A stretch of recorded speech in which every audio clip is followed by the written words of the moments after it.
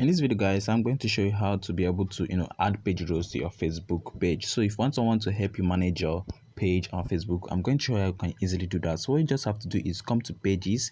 So where we have pages, so now go to the page you want the person to help you manage, either as an admin, editor, or anything at all. So once you're on the page now, like I'm on the page here, I'm using the main Facebook app. So what you just have to do is click on the settings tab here. I'm using the main Facebook app, like I said earlier on. So you go over to page rows. Once you click on page rows, what you just have to do now after you click on page rows is to input the password, your Facebook password. So what, okay, click on add person to page. It will take you to input a password. I guess that should be, or name of the user. Okay, and already I've inputted the password. That's the reason why I'm not, but in your own case you might get that notification. So this is the person I want to add to my page.